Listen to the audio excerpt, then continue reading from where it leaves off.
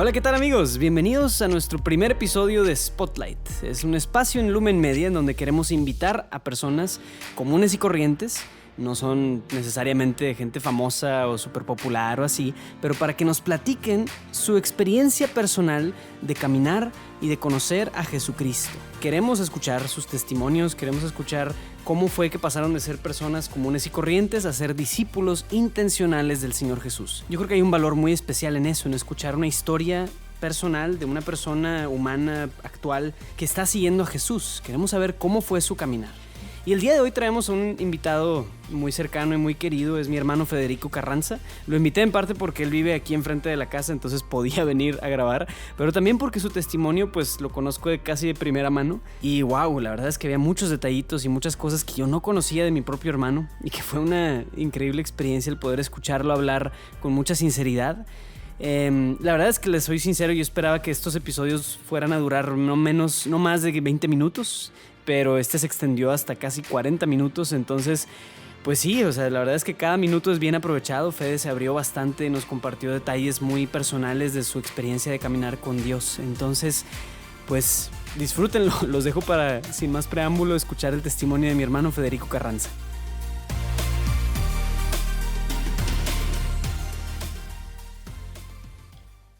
Pues bienvenido, Fede. Gracias, muchas gracias. Como te comentaba, pues la idea es que pudiéramos escuchar tu historia de conversión, la historia pues tu historia personal de cómo conociste a Jesús, cómo fue que te convertiste de ser una persona común y corriente a ser un discípulo de Cristo, intencional, que sirve al Señor. Pudiéramos empezar como, oye, pues el antes de tu encuentro con Dios, cómo fue tu encuentro con Dios y cómo es tu vida ahora después de tu encuentro con Dios. Claro, pues les agradezco mucho la oportunidad y a todas las personas que nos escuchan también el estar aquí reunidos en estos tiempos curiosos. Y si escuchan este episodio en el futuro, fue en los tiempos de la pandemia, de donde no podíamos salir ni nada. Y pues ahora estamos como reactivando nuestra creatividad, lo cual me parece extraordinario.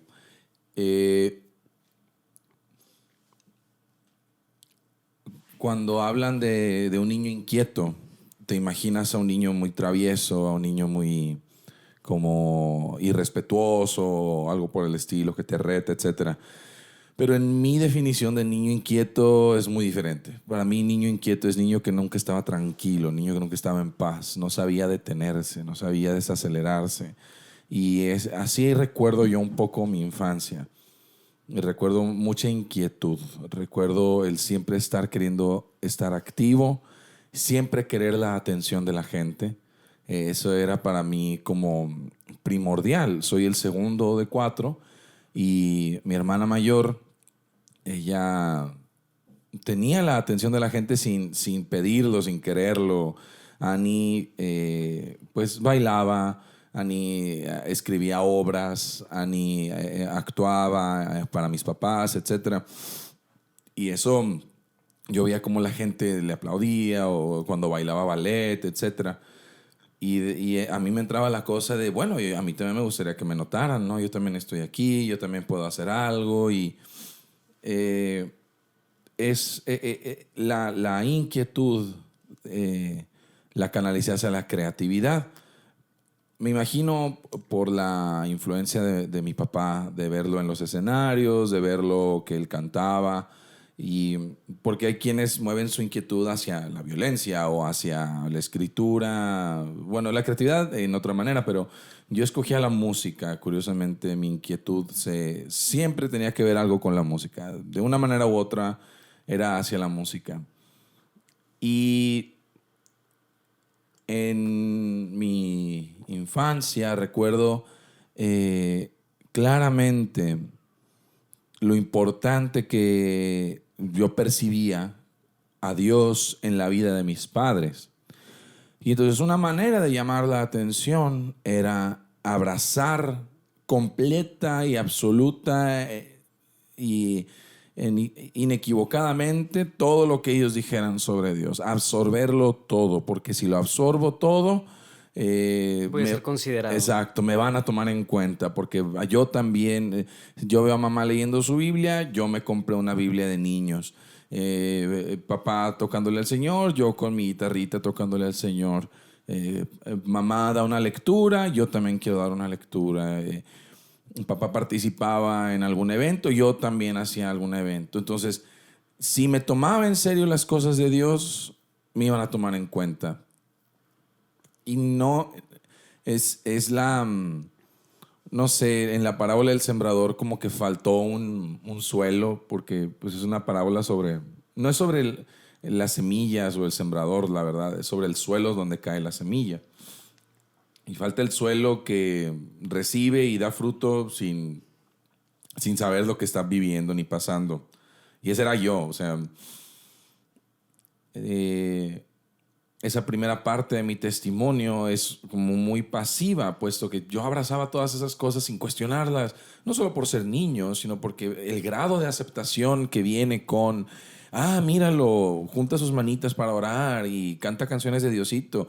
Es como, sí, perfecto, eso es lo que quiero, llamarte la atención. No hay una devoción divina en mí, no hay una...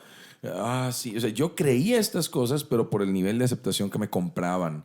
Al menos así lo proceso yo, ¿verdad? Si le preguntaras a mamá, pues seguramente te pudiera decir otra cosa.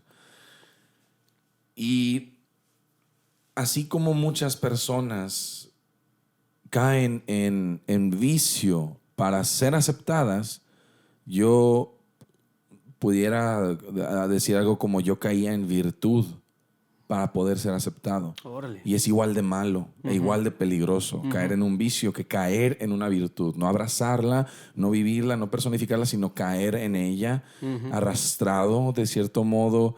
Que estás escondiendo detrás, de hecho, un vicio. Exacto. Es el vicio de querer ser aceptado. Exactamente. Sí. Que la estoy usando como máscara. El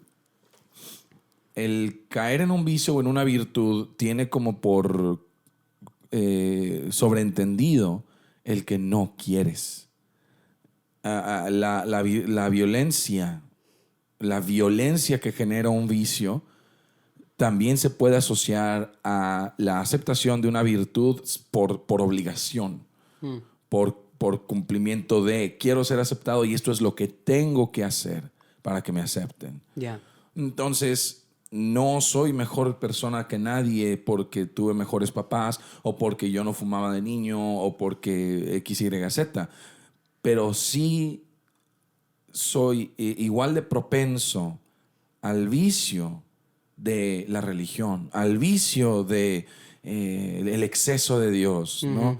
Y luego cuando mi ambiente era muy pequeño, porque mi ambiente era la vida en la comunidad donde crecieron mis papás, donde crecí yo, y ese era mi ambiente. Cuando se abre ese ambiente a la primaria de un colegio particular, aunque fuera de religiosos, un colegio de lasallistas, pues soy el negro en el arroz. Y entonces, incluso queriendo ahí vivir virtud, porque pienso que también me va a ganar la atención de mis compañeros, y si no de ellos, de mis maestros. Aquí me distingo como el chavo que sí está poniendo atención, el sí es religioso, el sí participativo. Exactamente. Ahora, aquí es donde empieza a haber como dicotomías, empiezan a haber como incongruencias, porque efectivamente yo me sabía todas las respuestas de la clase de catecismo porque yo ya había puesto atención en otra clase o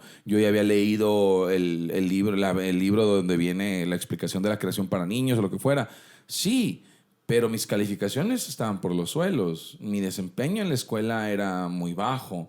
Yo tenía como un déficit a la atención, un temor a los exámenes, una falta de interés por la figura de la autoridad. Yo prefería ver a mis maestros como mis amigos que como mis maestros y no me gustaba que impusieran ellos en mí su autoridad.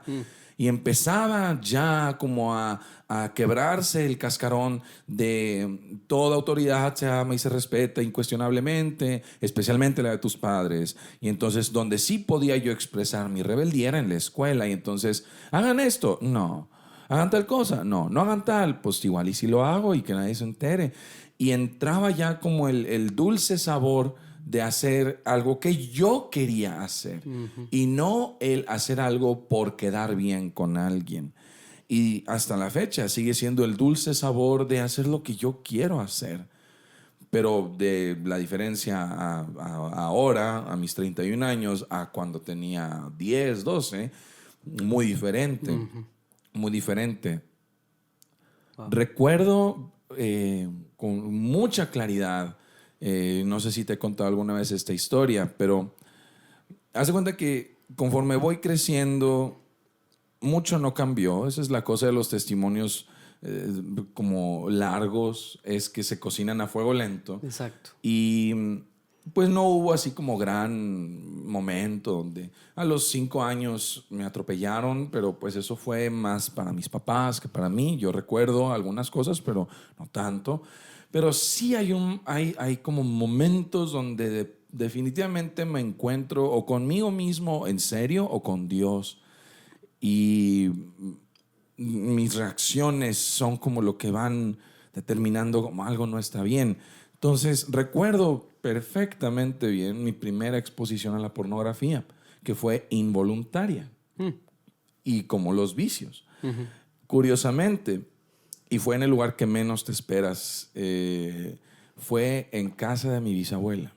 Wow. Sí. ¿En serio? En casa de mi bisabuela. Es una historia... De Doña Lucha. Sí, en casa de Doña Lucha, en paz descanse, y que se ría de nosotros ahora en la presencia de Dios, porque o sea, esto, yo, ¿qué puedo hacer al respecto? Ahora no voy a quemar a nadie, ¿verdad? Pero sí voy a mencionar ahí un par de detalles, pero sin hablar de los cúlpritos, ¿no? El punto es que mi mamá me lleva a casa de Doña Lucha porque era tarde de jueves, que se juntan la familia en casa de Doña Lucha en ese tiempo. Y entonces llega mi mamá, yo saludo a los grandes y me dicen, están tus amiguitos allá en el cuarto de Doña Lucha. Y entro al cuarto de Doña Lucha, al cual yo nunca entraba. Entro y están compañeros de la secundaria, varios compañeros de la secundaria, que eran amigos también de pues una persona, un familiar que teníamos también en la misma secundaria. Y varios de los que estaban ahí, eran 4 o 5 de los que estaban ahí, 3 de ellos eran de los que más me buleaban en la secundaria. Wow. Y entro yo al cuarto y inmediatamente es como que el impacto de, oye, estoy en casa de mi bisabuela, ¿por qué está aquí la secundaria? No, o sea, no. Pero el segundo impacto fue más tremendo, que fue que me empezaron a tratar bien. Wow. ¿Qué onda, Fede? ¿Cómo estás? No, bien. Y wow, o sea, cuando no hay una presión social de parte de ellos de molestarme o de reírse de mí o de burlarse, al parecer nos llevamos bien, ¿no? Y en cualquier otra circunstancia todo estaría chido. Y estábamos viendo una película y no me acuerdo qué onda. Y entonces uno de ellos saca un VHS y lo pone y era una película pornográfica, así explícitamente, eso, el porno, así. No era de que una película con escenas, no, porno explícito. Y yo me acuerdo que fue como obviamente es la primera vez que estoy viendo algo así. Estoy así como en shock. Estoy en shock porque estoy en casa de mi bisabuela. Ajá, Estoy en esto shock. está sucediendo en casa de mi bisabuela. Ajá, estoy en shock porque estoy con los vatos que me bulean, que ahora me tratan bien, pero quieren ver porno. Entonces, ¿qué hago yo?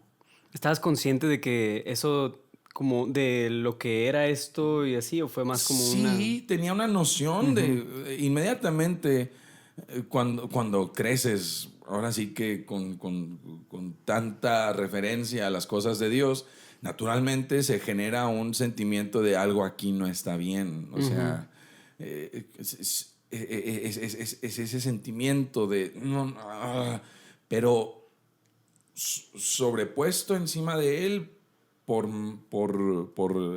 lejísimos de fuerza estaba el no rompas con la armonía que se está generando aquí. Y yo creo que ese es como, ahí es donde empecé a canalizar y a entender mi inquietud. No puedo estar quieto, no puedo nada más quedarme así. Y yo asumía entonces, esto es lo que hay que hacer, esto es lo que hacemos, los hombres, ¿no? Nos juntamos y vemos estas cosas.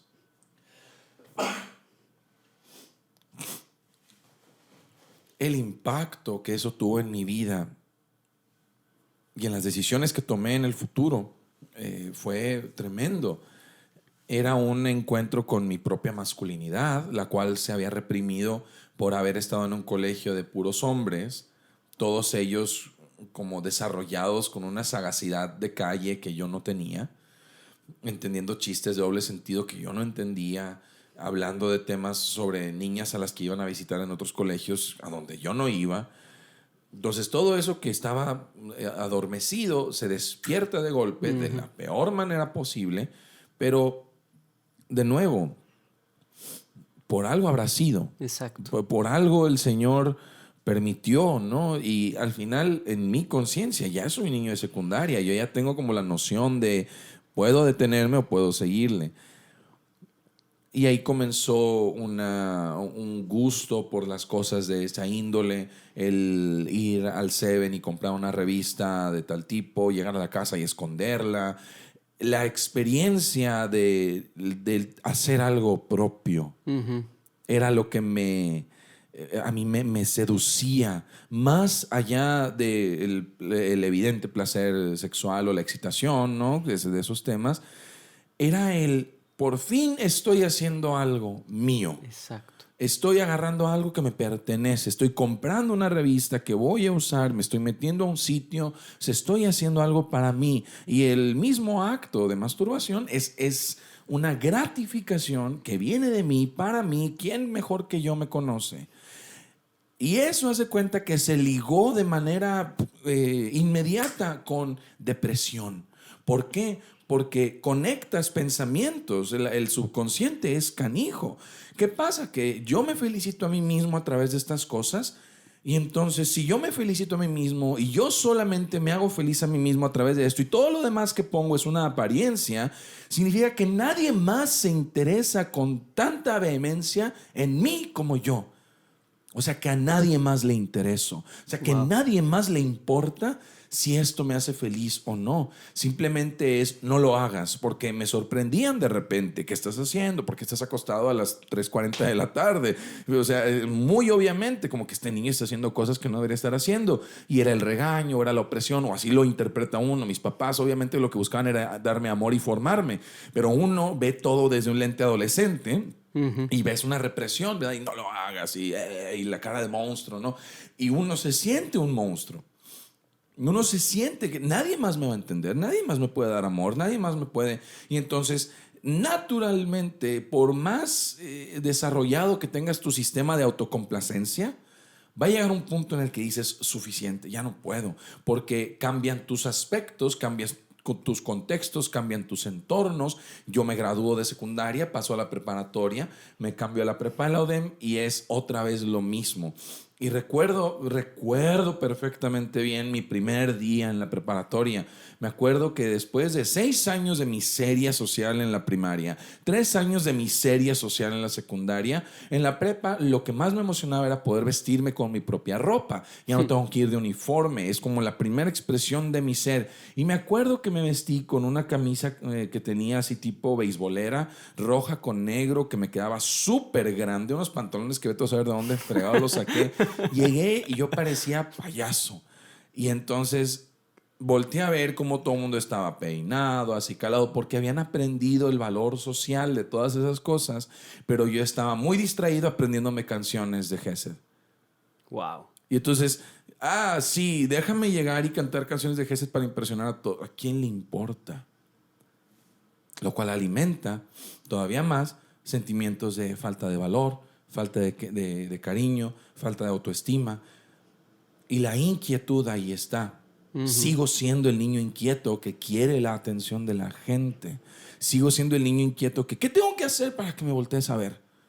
¿Qué tengo que hacer para que te des cuenta que valgo algo? Que valgo más de lo que tú crees que valgo, porque hay cosas que hago que ni siquiera sabes, como si todo esto fuera un gran secreto súper interesante de mi vida. Y no lo es. Son growing pains, es el crecer de todo mundo. Pero yo le quiero encontrar un valor acá en mayoreo, porque quiero sentirme importante para alguien.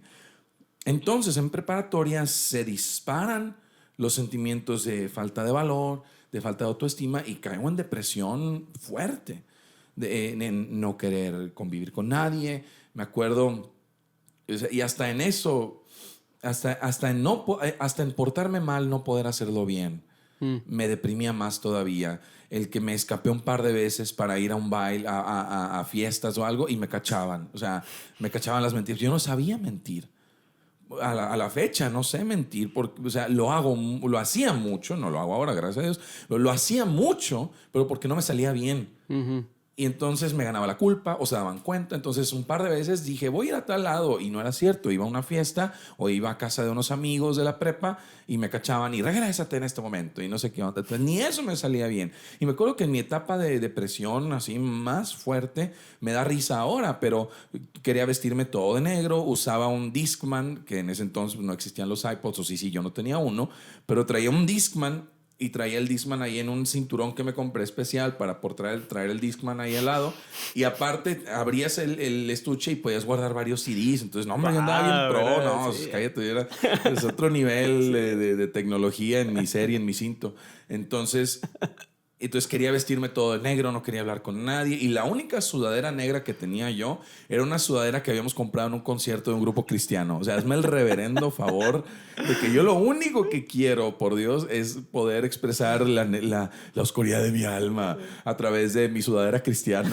O sea, ni en eso puedo externarme bien y Ay, no. mostrarme como emo, ¿verdad? Y no puedo. Y entonces dejé de escuchar música cristiana, dejé de escuchar música que yo escuchaba todo el tiempo, dejé de ver videos cristianos, empecé a escuchar otro tipo de música y luego ya ni siquiera escuchaba nada, empecé a caer en depresión y varias veces, por varias, me refiero a unas 3 o 4, no dormía pensando en ¿y si acabo todo? ¿Y si o sea, eh, y si de plano, no sé, me tomo unas pastillas o agarro un cuchillo y me corto las venas, o sea, ya.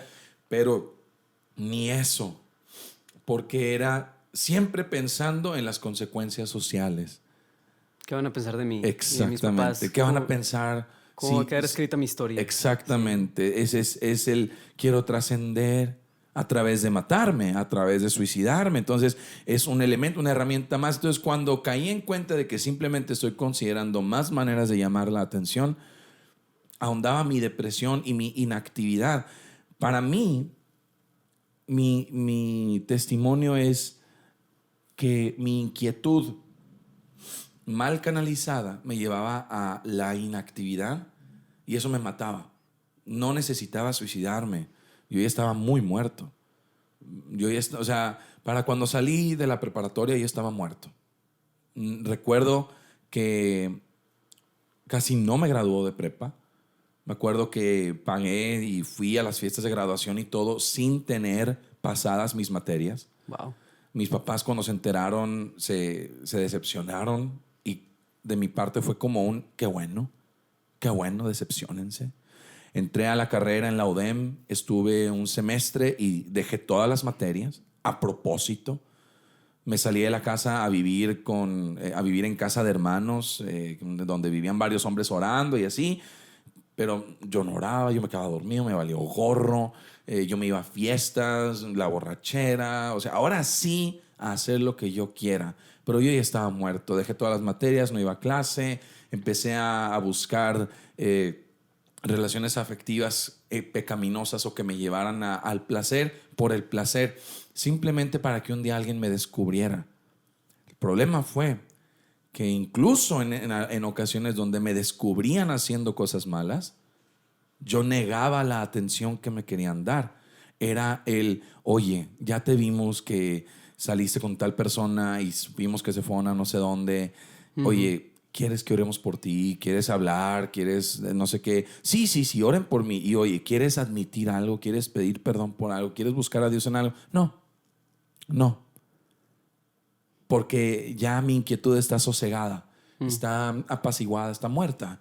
Y yo ya estaba muerto en vida. Me corren de la UDEM, prácticamente me expulsan por falta de desempeño académico. Me voy a la UR, estoy un tetra en la UR, todavía más recóndito porque más lejos de mi casa, más separado de mi ambiente, entonces más libertad. Pero ahí es donde ya todo me sabe a ceniza. Eh, Me acuerdo de la película de Piratas del Caribe, la primera, la única que debió haber existido, en donde el capitán Barbosa le explica a Elizabeth sobre la maldición y le dice, la comida se vuelve ceniza en nuestra boca y no gozamos de nada. Así es de cuenta. Wow. Vivo pero nada de lo que entra tiene valor. Y cuando termina la escena, el vato está así todo un esqueleto y agarra una botella y se ríe, ja, ja, ja, ja, ja. Y agarra la botella y le toma, y la toma es que le cae el líquido y se cae al suelo. Así haz de cuenta. Podía yo ahogarme en alcohol y lo hacía, pero no tenía repercusión alguna sobre mi vida porque ya era inerte completamente, una muerte espiritual. De verdad era como el cumplimiento, y ni siquiera he hablado de Dios. O sea, es todo un proceso psicológico de autoeliminación de mi persona. ¿Qué sucede? Mi papá me ofrece irme a Estados Unidos a estudiar la carrera. Y yo digo, vámonos, porque entre más distancia de este lugar y de esta gente, yo feliz. Me voy, vuelvo a tocar de nuevo, vuelvo a tocar fondo, buscando los ambientes, vuelvo a caer en los mismos problemas de estoy portándome para la aceptación de los demás, apesta, no me gusta, vuelvo a caer en depresión. Pero en octubre del 2010 o 2009, hay una de esas fechas, traen las reliquias de San Francisco a Steubenville, que es una universidad franciscana, y traen reliquias de primer grado a la universidad. Y me acuerdo que me llamó mucho la atención, que a mí me gustaba la vida de San Francisco, no sé, algo me llamaba la atención. Y entonces me acuerdo que hubo una gran celebración porque eran las fiestas de San Francisco, venían las reliquias, entonces dieron varios temas, hablaron sobre el Cristo de San Damián, hablaron de un chorro de cosas y hablaron de San Francisco. Y un doctor en psicología habló de San Francisco y dijo, deberíamos nombrarlo el santo patrono de los psicomaniáticos y de los depresivos. Y yo así como que, tienes mi atención, ¿verdad? Y empieza a hablar sobre las tendencias de depresión de San Francisco, como en su vida, en sus relatos, en las mismas florecillas, puedes ver que hay tendencias a la depresión, a la descalificación, a la autoconmiseración, a la baja autoestima. El mismo hecho de que San Francisco no se permitía ser cuidado en sus últimos días, enfermo, ciego, moribundo, con fiebre, lleno de llagas y putrefacto casi casi, no dejaba que lo cuidaran, no dejaba que lo atendieran médicos. Y así muere. O sea, Francisco no muere rodeado de ángeles y rosas por todos lados y un coro gregoriano cantando atrás. No. El vato muere oliendo a mierda, a putrefacción y a su vómito y a que nadie se le quería acercar ya no que fuera que no los dejaban, ya era como que desagradable. Y bueno, pues se le acercaron para estar ahí con él en sus últimos momentos y lo escucharon hablar y lo que quieras, pero era ya una cosa horrible y así muere, pero en santidad. Y en ese momento hace cuenta que el otro caparazón que se había creado de inactividad se rompe. Y es la aceptación de la primera vez que abrazo una verdad que definió y define mi vida hasta el día de hoy, que es Dios me ama como soy. Cuando te lo dicen sin el contexto psicológico, pues entonces suena como una frase bonita. Pero cuando después de que te cuento toda una historia de inquietud, de conmiseración, de depresión, de vicios, y por fin rompes con todo eso para definir, Dios me ama a tal como soy. No hay nada de mí que debería cambiar. Así como soy, así soy amado e importante para Él. Ahora sí que toda mi existencia se vio confrontada. Y el proceso que nació ahí sigue vigente hasta el día de hoy. Es un proceso de saberme amado, de saberme valioso, de saberme importante. A la medida que me sé importante y amado por la persona que más me debería importar ser importante y amado, para quien más debería yo ser amado e importante, que no es Dios, soy yo. Entonces la cuestión de saberse amado por Dios es tan evidente y tan real como respirar. Entonces no deberíamos concentrar nuestro pensamiento en eso, sino en yo me estoy haciendo daño por no saberme amado. Yo me estoy haciendo daño por no ser amado por mí mismo, por no amarme. Años después de graduarme, estoy actuando un proceso muy agustinesco. San Agustín se convierte, pero a San Agustín le toma años dejar su vida de pecado. O sea, no fue inmediato, no fue nada más como que, sí, ya, Dios. No, San Agustín se convierte con las prédicas de San Ambrosio, pero el vato seguía yendo a orgías y a tomaderas y a borracheras y seguía pecando. O sea, y él mismo escribe y no podía, o sea, me costaba. Entonces, ahí estaba yo, me había graduado de la universidad, ya me sé amado y empieza el proceso, pero sigo anclado porque cuando vives en pecado y quieres soltarte, el pecado cobra vida y no te deja.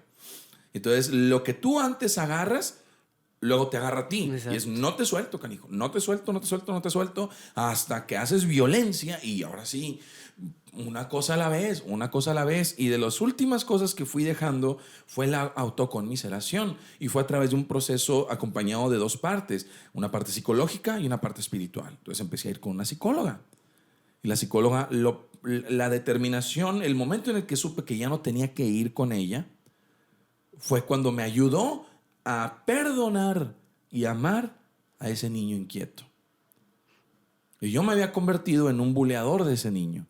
No pensaba en él, no lo admiraba, no lo quería, no lo valoraba, no lo perdonaba por haber sido tan X, Y, Z. Y cuando me doy cuenta que al convertirme en enemigo de eso, como un viaje tipo Doctor Who, me estoy odiando a mí mismo en el pasado, afectando mi presente. Que tiene repercusiones espirituales y emocionales y psicológicas, del lado donde lo quieras ver. Te haces ver a ti mismo como una miseria. Desde niño, pues te vas a ver como una miseria el día de hoy. Entonces sueltas eso, te perdonas, te amas, y acompañado de una guía espiritual a la aceptación de Dios hacia mi persona y el reconocer que no conozco a Cristo. Y ese es el punto. Que mi inquietud es un sello de fábrica de que siempre voy a estar buscando la atención de Dios, porque siempre quiero descubrirlo. Es como cuando piensas en tu mamá de niño, piensas en vestidos que se ponía o en ropa que se pone, o tú y yo sabemos que cuando mamá trae una banda sobre la cabeza es que está jalando, o sea, es que está limpiando, entonces no te le metas. Entonces, ¿qué dimensiones de Dios descubres? ¿Cómo se viste Dios en tu imaginación? ¿Se le acabaron ya los vestidos al Señor o todavía tiene más dimensiones que no conoces? Mi inquietud me dice que no lo he terminado de conocer. Entonces, por eso me dedico a lo que me dedico. Yo soy productor musical de un grupo católico por gusto, no por obligación, porque quiero. Yo no no quiero quedar bien con nadie más que con él. No es que me valga la opinión de la gente, me importa mucho, obviamente, hacer las cosas bien y la opinión de mis obras artísticas y mi trabajo, pero no es el tema. Pero al final, si la gente está contenta o no con lo que hago, no es mi punto. La canción más reciente que saqué, que se llama Funeral para un hombre viejo, recibió comentarios pues mixed, ¿verdad? Sobre el estilo, y mucha gente pues sí hizo observaciones muy como definitorias de no es el estilo de Gesed y esto, lo otro, lo aquello. Y yo dije, pues lo siento, esto es lo que yo voy a hacer para demostrar dimensiones de Dios que sé que existen, que no hemos tocado. Porque mi inquietud me lo marca. Cuando hablamos de conversión, nos imaginamos una situación en donde déjame voy y pruebo droga para poder tener una historia de conversión. No. Cuando hablamos de conversión, para mí es el día a día y no es de afuera, no es hacia lo que hago. O sea, porque mi conversión hacia afuera, pues sigo siendo el niño que quiere absorber todo lo espiritual habido y por haber, que se compró su Biblia para estudiar la palabra de Dios. O sea, nada más que ahora estudio otro tipo de Biblia, que es la cosa más maduro, ya con otros aspectos y otros criterios, otros panoramas. Sigo cantando para mis papás, sigo cantando para mi abuela, sigo cantando para un público, sigo buscando la atención de la gente, sigo siendo el mismo niño inquieto, nada más que ahora lo amo, nada más que ahora lo perdoné, nada más que ahora él es parte de mí también, y nada más que ahora no estoy buscando valerme de nadie ni ser importante para nadie. Permito que otras personas me digan, eres importante para mí. Por eso me casé, porque descubrí que soy importante para alguien, y pues estoy casado, 10 meses de casado, y feliz, contento y pleno en mi matrimonio, porque me sé amado por Dios a través de una persona absoluta que no tiene ninguna obligación de hacerlo, que comparte su vida y su día conmigo, y mis mal aliento de la mañana, ahí lo tiene. O sea, es eso, es el ser amado en absolutez. Wow. mi conversión es hacia adentro. Los engranes estaban desacomodados, como un rompecabezas que simplemente estás poniendo en orden. Separa las piezas y en lugar de simplemente ponerlo todo así a golpe y que entren las piezas forzadas a través del vicio en la virtud o en la maldad, sino ordenar mis pensamientos. Sigo haciendo cosas para mí mismo. Me compré videojuegos porque quiero, voy al cine porque quiero, me casé porque quería, ¿verdad? Y todo lo que eso conlleva. Pero ahora en orden. Entonces, si algo la gente se puede quedar de todo esto es: Dios no quiere cambiarte. Dios quiere transformarte. Dios quiere mejorarte. Un upgrade a tu software. Ándale, cambio no tanto como un reemplazarte. O sea, Dios no quiere quitarte de ahí para poner a otra persona. No. Yo no sé en qué crea la gente que escucha esto, pero hablemos del alma o hablemos de la esencia de la persona. Vamos a usar un término neutro, que es la esencia de la persona. Para mí es sagrada.